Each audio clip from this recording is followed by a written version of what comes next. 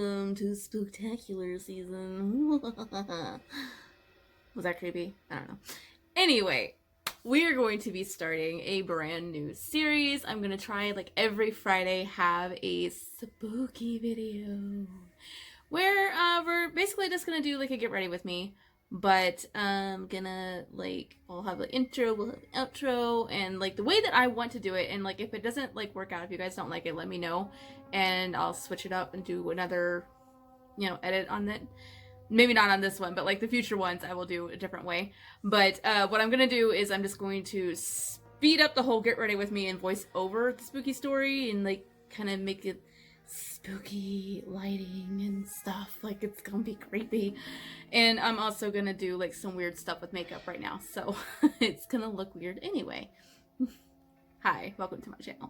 I'm gonna be painting my face green because I'm mossy. If you know, you know. But before I get into all of that and the spookiness, I do have a few announcements that I wanted to do.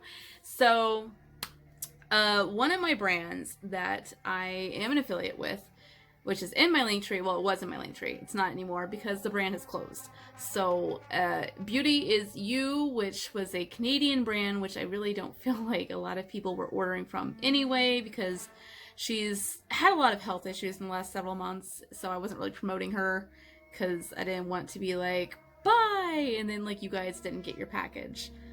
Because, like, frankly, I don't have, like, I ordered something and I haven't gotten my package, and I'm trying to figure out a way to get a hold of her. So, like, I don't want you to be in my rut. This is my rut. Get your own.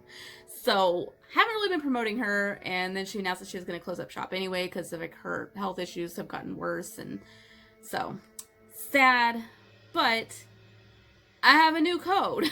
So, if you are into spooky, witchy stuff, I have a code with Coven Cosmetics now. I am now a Maven, so you can use code Lana to save 10% off your order, and that is in my link tree now. And also new to the link tree is my merch. If you follow me on social media, I have merch now. So I'll throw them up here. You guys can see what I have to offer. I can also do more things. I'm thinking I'm also going to do a like spooky logo, like, hoodie, since we're totally getting into sweater weather. It's fall. Hi. And there's, like, other things that I can do. So if there's, like, other things you guys like to see, like if you want some, like, long sleeve tees or, like, whatever, like, let me know, like, in the comments or social media, like, whatever, hit me up. And I can add other things, so that'll be cool. And anything with the logo for this channel, the logo that Jess made for me, I will actually be donating the profits from that to Jess because her family are really, really suffering right now. They live in the Philippines, and I don't know if you guys know this, but the Philippines actually got hit harder with COVID than we did because they're very jam-packed full of people. You know, and her and her husband have not been able to actually, like, work in months. They've been trying to do, like, you know, graphic design and digital work, like, kind of help make ends meet as much as they could, and, like, they're still kind of running into problems. So I don't really have money that I can donate to them, but I thought this would be, like, a good thing that I could do. So anything with her logo, I will actually be donating the profits from that item to her to kind of help her and her family make ends meet and kind of get back on their feet a little bit. So if you guys would like to help me help them, I would really appreciate it. And, you know, if you can't, you can't. That's fine. I'm not saying buy my merch, but, like, if you're able to and you would like to, please buy my merch, because it would go to a really good cause. So that's my spiel on that. Now we're gonna take all of this off, although it's so pretty. Like, I was just feeling like a fall vibe. I was like, I need orange. Orange everything. But gonna take this off and we're gonna get green. We're gonna get spoopy. Who's ready? Let's do it. Our story starts with a little old lady named Shirley. Shirley and her husband never had a whole lot of money, but they'd managed to scrape up just enough to buy this house at a dirt cheap price. And they didn't really know why, but they weren't really financially going to argue with it. So they went ahead and they bought the house. And then they later found out the house was actually about 2 miles away from a huge insane asylum. All the property in the area was very cheap because nobody really wanted to live that close just in case. But the asylum had these huge walls with electrical fencing all around the top of them and a lot of guards, and they lived most of their lives without any kind of incidents whatsoever, so they just never really thought about it. It was their home. They grew old there, and her husband passed away. Shirley decided she didn't like living alone, so she got her a little dog. She named it Terrence. He was a little terrier. And Terrence followed her everywhere she went. I mean, she just doted on that dog. And he doted on her.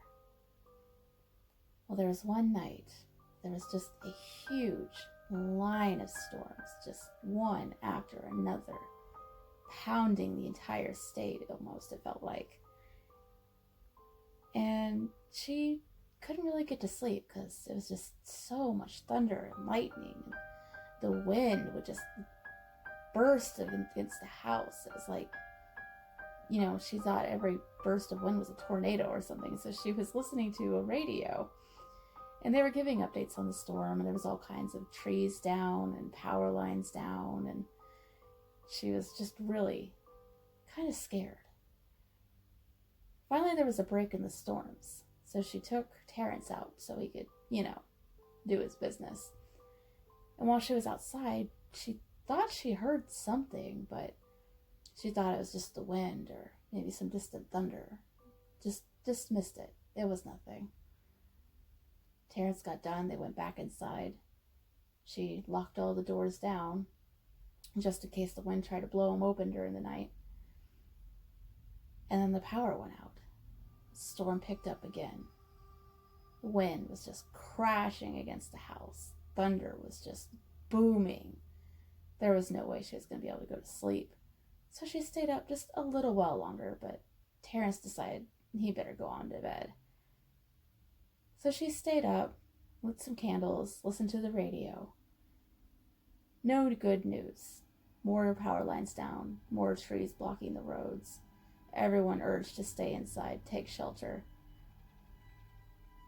So eventually she started getting tired and decided, well, I better just go ahead and go on to bed. So she goes upstairs. And Terrence was terrified of storms, and she knew this. And he usually would sleep under the bed whenever there was bad weather because he just felt safer there. And whenever there was bad weather, she would kind of dangle her hand over the side of the bed so he would know that she was there. And he'd usually lick at her little fingertips. So she did just that. She got into bed, dangled her hand, and it wasn't long before she felt a little tongue licking at her fingertips. She smiled, nestled into her pillow, and she lay there for a while and then finally fell asleep. When she woke up the next day, with someone banging on her front door. So she hurried out of bed, threw her slippers on, grabbed her robe, tying it as she went downstairs, opened the door, and there was a police officer. And then there was a van in the driveway. Well, she said, "What's the trouble, officer? Is it about the power? Because my power's still out." And he said, "No, ma'am, it's not about the power. Listen, are you home alone, or is there someone in here with you?" And she said, "Well, no, it's just me and my dog Terrence." And he's like, "Ma'am, I don't mean to alarm you, but last night, during the power outage and all the storms, one of the patients managed to escape the asylum. He's a very dangerous man. Are you sure that your house is okay?" And she said, "Oh, of course. I locked the doors last night because all the wind. I was afraid it would blow the doors open." And he's like, "So your house was locked all night?" And she's like, yes, absolutely. My house was locked up all night."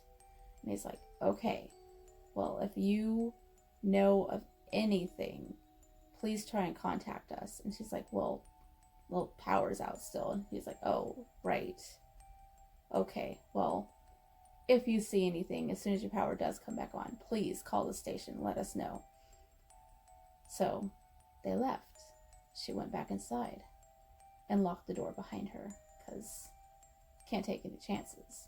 There's a crazy person on the loose. So she started fixing up breakfast, and then realized Terrence had never come down.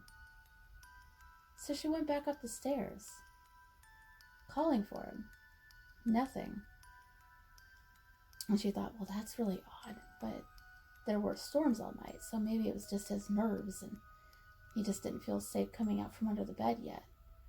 So she went into the bedroom, calling for him still, and still nothing. She looked under the bed, and she saw a puddle of blood. Well, that alarmed her. Shirley began frantically calling for him, thinking maybe wind had broken a window and he cut his paw open or something. And nothing. And then slowly, the closet door creaked open, and there stood a man with the pastiest skin, just looking very malnourished, tall, thin, scraggly hair with like patches of it missing, and vacant, dead eyes, and a crazed smile on his face, holding her dead dog and a bloody knife. Shirley screamed, tried frantically to run away, but unfortunately, the man was too fast. And those dead, vacant eyes were the last thing she ever saw. Unfortunately, it took forever for the power to get restored everywhere. It was days before the police realized no one had seen Shirley in a while and did a wellness check. But when they did, they found a dead body and a dead dog with the words, "You should have checked under the bed," written on the wall in blood.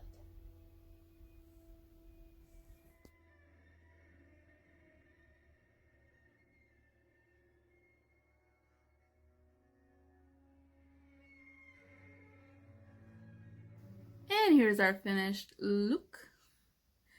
I don't, it needed to happen. I can't explain me. Okay. So, I hope you guys enjoyed this. I hope you enjoyed this spooky story. And again, if you would rather I actually just tell the story while I'm doing weird stuff, let me know. We can change format. I just thought that would be easier. I don't know. So let me know what you think, and check under your bed tonight.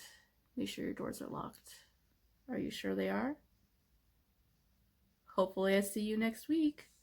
Bye.